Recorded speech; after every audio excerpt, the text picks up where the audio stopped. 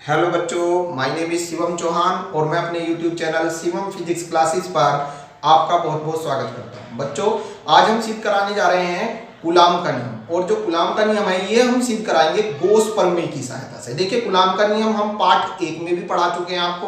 Coulomb का नियम ये कहता है कि जैसे दो बिंदु आवेश हों, देखिए चित्र से समझाता हूं, मैं आपको रिवाइज करा देता हूं। आपको मैंने समझाया था कि जैसे दो बिंदु आवेश हैं Q1 और दूसरा आवेश Q2। बिंदु आवेश मींस इनका साइज बहुत छोटा है, इनके बीच की दूरी r है, ठीक है। तो कूलाम का नियम कहता है कि इन बिंदु आवेशों के बीच का जो बल होता है वो इन आवेशों के गुणनफल के अनुक्रमानुपाती होता है। मींस आवेशों का गुणनफल बढ़ेगा तो बल भी बढ़ेगा। और इनके बीच की दूरी के वर्ग के व्युत्क्रमानुपाती होता है। मींस f व्युत्क्रमानुपाती होता है r²। इसका मतलब ये है बच्चों, बीच की दूरी बढ़ेगी तो बल घटेगा, दूरी घटेगी तो बल बढ़ेगा, ठीक है। तो ये दो बातों पर डिपेंड करता है कूलाम का नियम।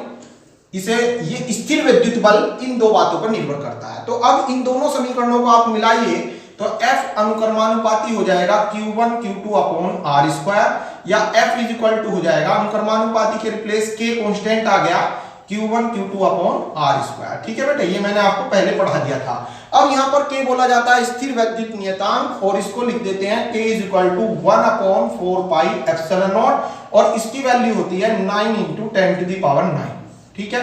तो ये आप रखिए यहां पर। तो कूलाम का नियम हो जाएगा F is equal to 1/4πε0 Q1 Q2 upon r²। ठीक है बेटे, समझ में आया। तो ये कूलाम का नियम आ गया है। ये आपको मैंने चैप्टर 1 में भी पढ़ा रखा है। जिस बच्चे ने ये लेक्चर ना देखा हो तो चैप्टर 1 में जाकर कूलाम के नियम वाला लेक्चर एक बार देख ले, तो उसके आज का टॉपिक बहुत अच्छे से समझ में आएगा, ठीक है। अब इसमें यदि मैं आवेश Q1 के रिप्लेस Q लेता हूं, Q2 के रिप्लेस Q0 लेता हूं, ठीक है, तो फिर कूलाम का नियम ये बन जाएगा, Q1 के रिप्लेस Q आ जाएगा, Q2 के रिप्लेस Q0 आ जाएगा, ठीक है बेटा। तो आज हमें यही नियम सिद्ध करना है, किसकी सहायता से? गोस प्रमेय से। तो देखिए ऐसे करेंगे इसको बच्चों। गोस प्रमेय से कूलाम का नियम सिद्ध करने के लिए हम सबसे पहले निर्वात में बिंदु O पर एक +Q आवेश मान लेते हैं। निर्वात में बिंदु O पर एक +Q आवेश मान लिया, ठीक है बेटे। यहां से स्मॉल r दूरी पर, +Q से कितनी दूरी पर? स्मॉल r दूरी पर एक बिंदु P मान लिया, ठीक है बेटा। निर्वात में बिंदु O पर +Q आवेश है, +Q से r दूरी पर एक बिंदु P मान लेते हैं, ठीक है। यहां पर P पर कोई टेस्ट चार्ज रखा है Q0। टेस्ट चार्ज मींस परीक्षण आवेश, परीक्षण आवेश बोलते हैं इसको। ये है परीक्षण आवेश। परीक्षण आवेश मींस जिस पर आप अपना प्रैक्टिकल कर रहे हैं वो परीक्षण आवेश है, ठीक है बेटा। कोई दिक्कत यहां तक? अब हमें इस परीक्षण आवेश पर इसके कारण स्थिर वैद्युत बल देखना है कि कितना बल लगेगा। तो ये जो बल देखना है ये किसकी सहायता से? गोस प्रमेय की सहायता से। तो इसके लिए गोस प्रमेय जो होती है वो किसके लिए अप्लाई होती है? गॉसियन पृष्ठ के लिए। तो सबसे पहला हमारा काम होगा बिंदु P से गुजरते हुए एक गॉसियन पृष्ठ की रचना कर लेंगे। सबसे पहला काम बिंदु P से गुजरते हुए एक गॉसियन पृष्ठ बना लेंगे। ये देखिए, पहला हमारा काम बिंदु P से गुजरते हुए हमने स्मॉल r त्रिज्या का एक गॉसियन पृष्ठ बना लिया, ये ठीक है। ये कैसे पता चल रहा है गॉसियन पृष्ठ है? ये गॉसियन पृष्ठ बना लिया बेटा मैंने, गॉसियन पृष्ठ। ये गॉसियन पृष्ठ क्यों है बच्चों? क्योंकि ये इसके +Q आवेश को क्या कर रहा है? परिबद्ध कर रहा है। ऐसा पृष्ठ जो आवेश को परिबद्ध करता है गॉसियन पृष्ठ कहलाता है। तो ये गॉसियन पृष्ठ हो गया। इसके लिए गोस प्रमेय एप्लीकेबल है। इसके लिए हम गोस की प्रमेय लगा सकते हैं इस पृष्ठ के लिए, ठीक है।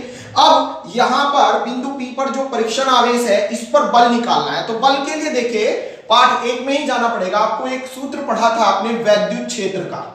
वैद्युत क्षेत्र बच्चों क्या था वो? E इज इक्वल टू होता है F/Q या Q0। यहां से F की वैल्यू हो जाएगी F is equal to Q0 × E। तो यदि F निकालना है तो F के लिए हमें किसकी रिक्वायरमेंट है? E की। E मींस वैद्युत क्षेत्र। तो सबसे पहले +Q आवेश के कारण बिंदु P पर कितना वैद्युत क्षेत्र लग रहा है पहले इसकी गणना करेंगे। फिर ये विद्युत क्षेत्र हमें लेकर जाएगा कि इस आवेश पर कितना बल लग रहा है, ठीक है। समझ में आया? F निकालने के लिए किसकी रिक्वायरमेंट है बच्चों? E की। तो पहले बिंदु P पर ये देखेंगे कि कितना विद्युत क्षेत्र उत्पन्न हो रहा है।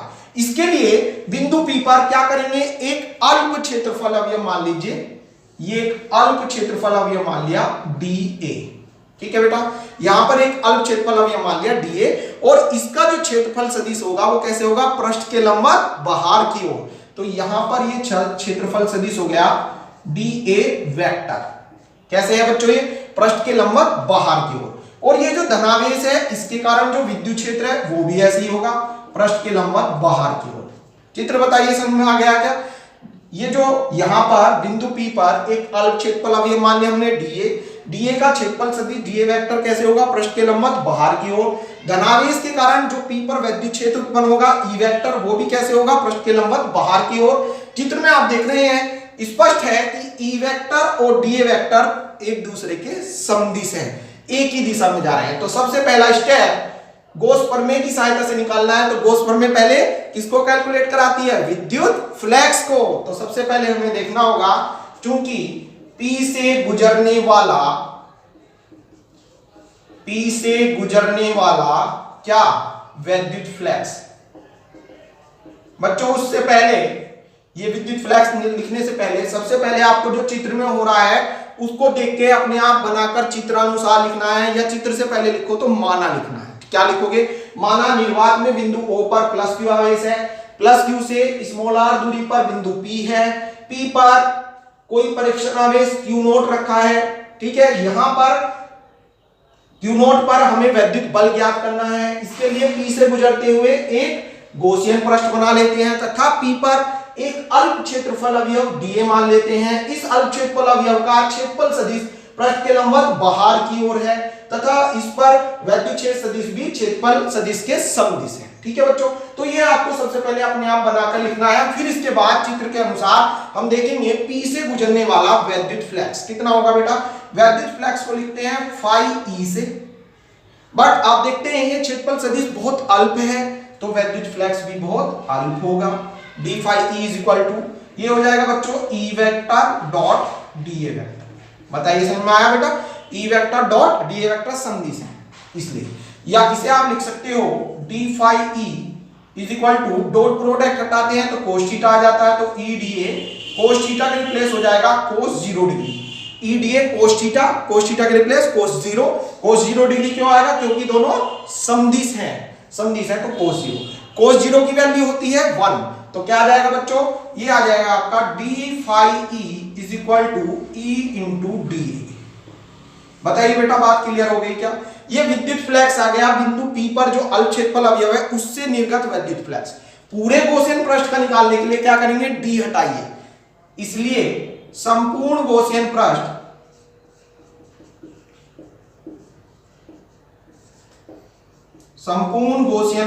से निर्गत विद्युत फ्लक्स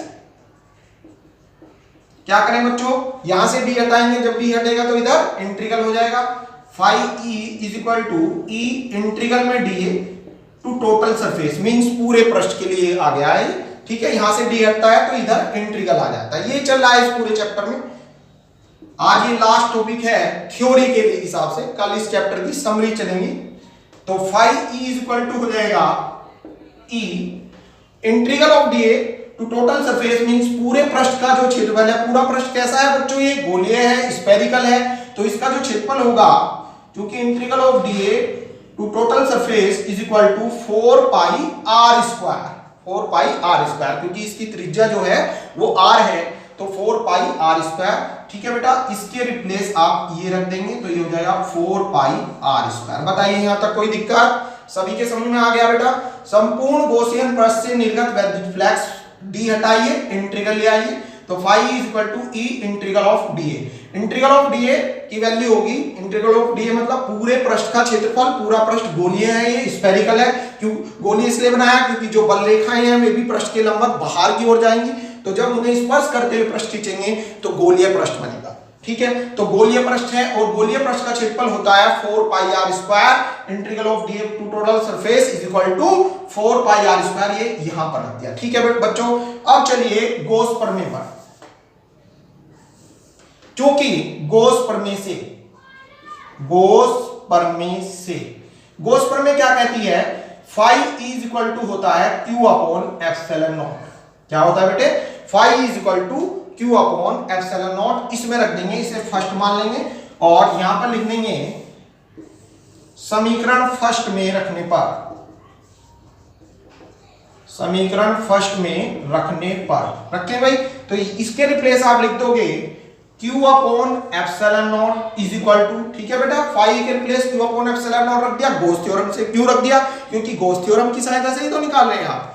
तो Q upon epsilon naught is equal to E into 4 pi R square. बताइए बेटे, समझ में आ गया सभी के? यहां से E को निकाल लीजिए, क्योंकि मैंने अभी बताया था F निकालना है, के लिए किसकी रिक्वायरमेंट है? E की। तो वैद्युत क्षेत्र हो जाएगा E इज इक्वल टू, ये इधर आ जाएगा Q upon epsilon naught into 4 pi R square, या इसको अलग तोड़ के लिख दो, E is equal to 1 upon 4 pi epsilon naught into Q upon R square. ये बेटा E आ गया वैद्युत क्षेत्र। बिंदु P पर वैद्युत क्षेत्र की तीव्रता, इस धनावेश के कारण बिंदु P पर इतना वैद्युत क्षेत्र उत्पन्न होगा E, ठीक है। लेकिन हमें वैद्युत क्षेत्र नहीं निकालना है, हमें देखना है बिंदु P पर जो परीक्षण आवेश रखा है इस पर कितना बल लग रहा है। इसलिए P पर रखे Q नोट पर लगने वाला बल कितना लगेगा बच्चों? F is equal to Q into E, ये होता है बल का सूत्र। तो ये हो जाएगा F is equal to Q के रिप्लेस हो जाएगा Q नोट इंटू E, या ये आ जाएगा बेटा F is equal to Q naught into E की वैल्यू रख दीजिए। E की वैल्यू ये आई है, अभी प्रूफ की है हमने। E is equal to 1 upon 4 pi epsilon naught Q upon R square, ये आ गया।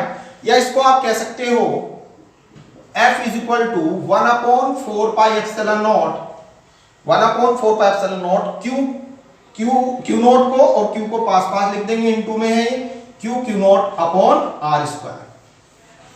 ये आ गया बच्चों कूलाम का नियम। यही कूलाम का नियम है, यही कूलाम का नियम है, ठीक है बेटे। तो देखिए किसका यूज किया हमने इसमें? गॉस प्रमेय का।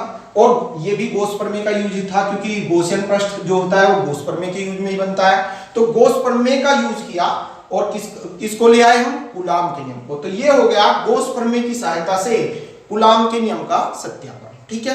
ये चैप्टर का लास्ट टॉपिक था। अब इस चैप्टर के सूत्र, अगला लेक्चर जो है हम इस पूरे चैप्टर के सूत्र जो भी पढ़ाए हैं सारों को रिवाइज कराएंगे, ठीक है। मींस इस पार्ट की समरी लिखवाएंगे अगले लेक्चर में।